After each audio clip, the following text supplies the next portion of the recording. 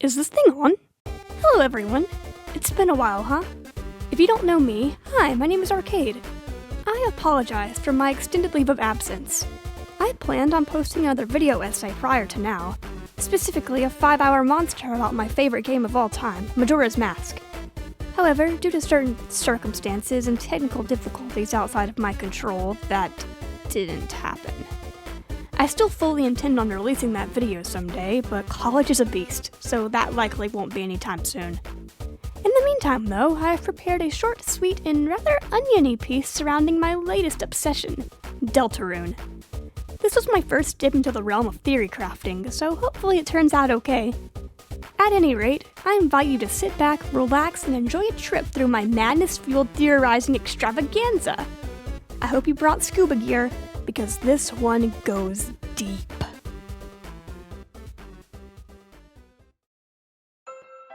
The residents of Hometown are a vibrant bunch, coming in all shapes and sizes. Among the characters you can interact with in the light world is Onionsan, the giant yellow octopus creature who dwells in the lake. Initially introduced in Undertale, Onion is a friendly albeit quirky monster who only appears once throughout the main story, and has absolutely zero plot relevance. But in Deltarune, they still have zero importance. Or so you'd think.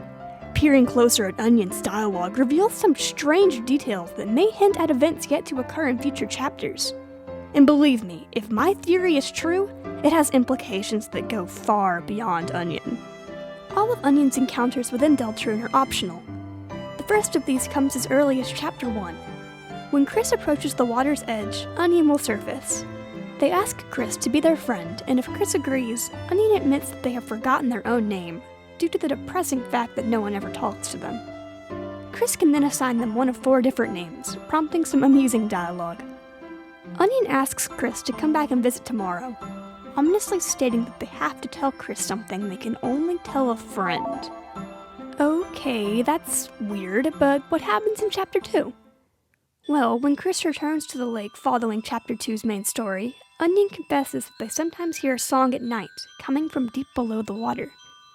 Onion excitedly speculates that it could be a new friend who wants to join their band, but then they ask if Chris wants to hear another secret, and divulge that they have sometimes heard that same song before, sourcing from the sea. They can't remember anything else. The conversation ends with them vowing to investigate the strange song, telling Chris to meet them again tomorrow. At first, I thought that maybe this voice could belong to Shiren. She is an aquatic monster after all, one with a penchant for singing. But she's in the hospital during Chapter 2, so it couldn't have been her. Things take a dark turn in Chapter 4 when Chris returns to the lake, and Onion is nowhere to be found. If you exit and re-enter the room, there will be a new character standing on the shoreline, that striped bird character who lacks a name outside of their sprite title. Normal NPC. They say a few cryptic words. Don't wait, especially the don't. If Chris leaves and returns to the lake, the so-called normal NPC will be gone.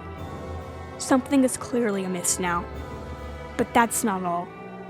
You have one last opportunity to return to the lake at the end of Chapter 4. There, Susie will say that she too can hear the strange song, somewhere out there. So, what does this all mean? And better yet, what happened to our dearly beloved Onion? Well, let's take another look at that normal NPC, the one who spoke in such a disjointed manner.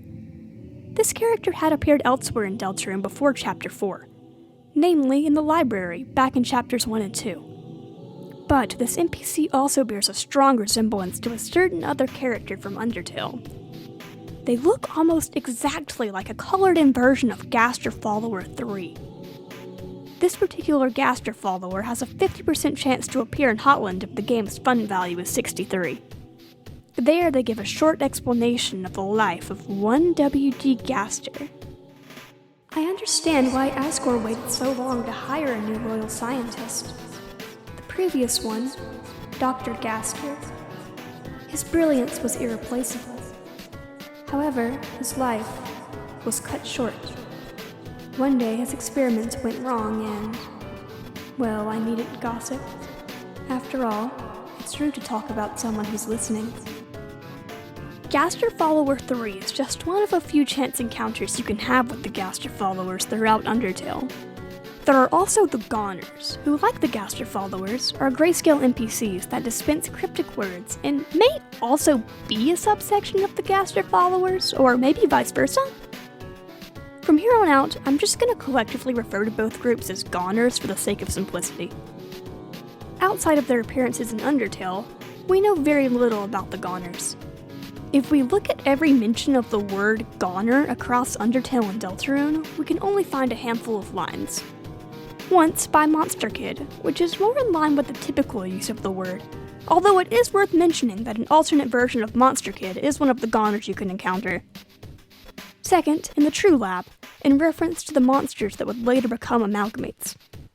Third, being one of Azrael's attacks as the god of hyperdeath, the appropriately titled Hyper Goner.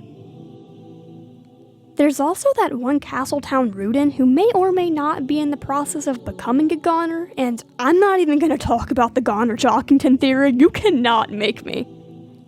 But the final mention of the word Goner is in the Code of Deltarune, in reference to the game's introduction sequence, which is dubbed the Goner Maker. It warrants mentioning that the voice speaking throughout the first part of this sequence is very likely Gaster himself, but I'm not even going to get into that because others have covered it much more comprehensively than I ever could. Besides, it's the visuals of the Goner Maker that are relevant to our discussion today. Look at the background.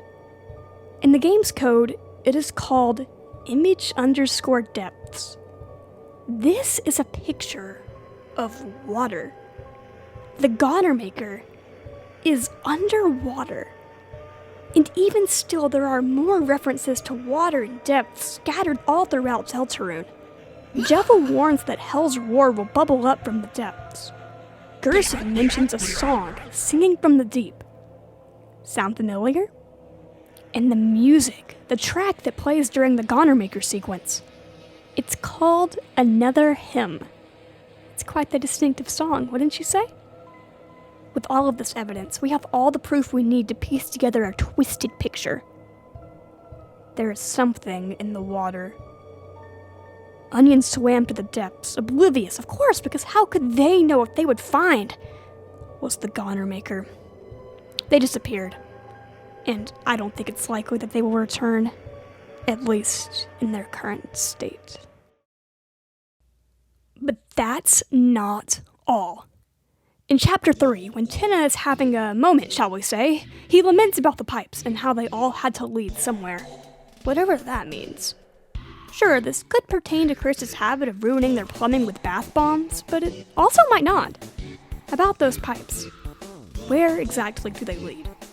If you're watching this video, I don't need to tell you about the theory that Des is the Roaring Knight and how it's all but confirmed. It is very likely that her disappearance is tied to the bunker somehow. But how deep does that bunker go? When first encountered, the night appears to drip a liquid of some kind. Shadows, slipping off like water.